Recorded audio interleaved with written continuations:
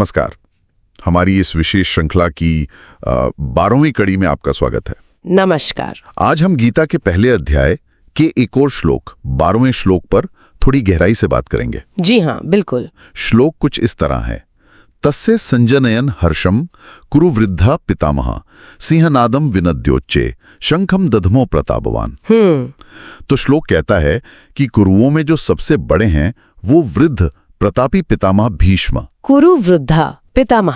हाँ। उन्होंने दुर्योधन के मन में हर्ष मतलब खुशी पैदा करते हुए पहले जोर से सिंह की तरह दहाड़े, सिंहनादम विनद्य, और फिर अपना शंख बजाया ऊंची आवाज में। प्रतापवान। हाँ, यानी वो प्रतापी भी हैं। बिल्कुल।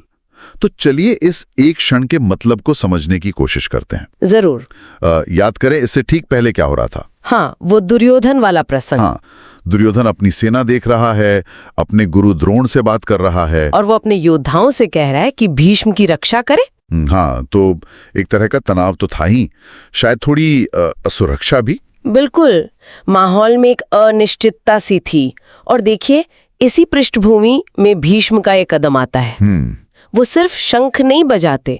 ध्यान देने वाली बात है, पहले सिंहनादम विनद्य मतलब सिंह की तरह गरजते हैं। ये सिर्फ एक ऐलान नहीं लगता फिर तो? नहीं, बिल्कुल नहीं। ये सिर्फ युद्ध शुरू होने की घोषणा नहीं है, ये शक्ति का प्रदर्शन है, एक दृढ़ निश्चय का संकेत है, और शायद अपने पक्ष को एक मनोवैज्ञानिक बढ़त दिलाने की कोशिश। सोचे जरा, युद्ध के मैदान में वो आवाज सिंह की दहाड़ जैसी। हाँ, और फिर श्लोक सीधे बताता है कि इसका असर किस पर हुआ या किसके लिए था। तस्य संजनयन हर्षम। तस्य मतलब दुर्योधन के लिए। हाँ, दुर्योधन को हर्षित करने के लिए, उसे उत्साहित करने के लिए। अच्छा। भीष्म जो कुरुवंश के सबसे सम्मानित, सबसे बुजुर्ग सदस्य हैं, पितामह, उनका ये शक्तिशाली प्रदर्शन, हाँ, वो दुर्योधन के मन में जो उथल पुथल चल रही थी ना, उसको जैसे शांत करने के लिए था, उसमें विश्वास भरने के लिए। तो ये सिर्फ एक आवाज नहीं, एक आश्वासन था। बिल्कुल सही, एक आश्वासन। ये बात वाकई सोचने वाली है कि कैसे एक व्यक्ति का काम, खासकर अगर वो लीडरशिप पोजीशन में है या सम्मानित है, हाँ, उसका एक एक्शन दूसरों पर इतना गहरा असर डाल सकता है। बिल्कुल।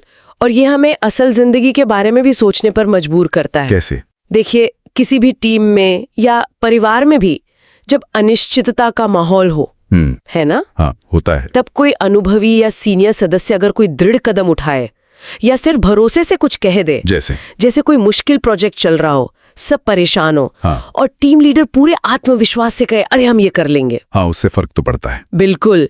टीम में एक नई ऊर्जा आ जाती है। तो ये सिर्फ शब्दों का खेल नहीं है। तो आप कह रही हैं कि यहाँ भीष्म का पितामह होना, उनका प्रतापवान होना, हाँ, और फिर वो तरीका, सिंहनाद और जोर से शंख बजाना, ये सब मिलकर उस आश्वासन को बहुत शक्तिशाली बना देते हैं। सही बात है। उनका स्टेटस और उनका एक्शन दोनों महत्वपूर्ण थे। निश्चित रूप से भीष्म की ये गर्जना और शंख ध्वनि उस समय कौरव सेना की तरफ से पहली बड़ी संगठित प्रतिक्रिया थी, एक पावरफुल सिग्नल। लेकिन ये भी सोचने वाली बात है कि ये ध्वनि दुर्योधन को खुश करती है, हर्षम। हाँ, श्लोक यही कहता है। शायद क्योंकि वो उस समय वही चाहता था, उसे आश्वासन की जरूरत थी। अच्छा, तो सवाल ये उठता है कि क्या इसी आवाज का मतलब अर्जुन के लिए या पांडवों के लिए भी वही था? शायद नहीं। बिल्कुल नहीं। किसी भी संकेत या एक्शन का मतलब इस पर भी निर्भर करता है कि सुनने वाला कौन है, उसकी मनस्थिति क्या है और पूरा संदर्भ क्या है। हाँ, ये एक जरूरी नुक्ता है। एक ही चीज अलग अलग लोगों पर अलग अलग असर। हाँ, तो कुल मिलाकर ये छोटा सा श्लोक हमें लीडरशिप के बारे में, कम्युनिकेशन के बारे में और मनोबल पर उसके असर के बारे में, हाँ, बहुत कुछ सिखाता है। कैसे एक शक्तिशाली संकेत खासकर मुश्किल समय में किसी को बल दे सकता है। बिल्कुल। और यहाँ एक और बात सोचने के लिए जो काफी गहरी है। बताइए। क्या ऐसे बाहरी प्रदर्शन या ऐसे आश्वासन हमेशा अंदर की सच्चाई या फिर अंतिम परिणाम को दिखाते हैं?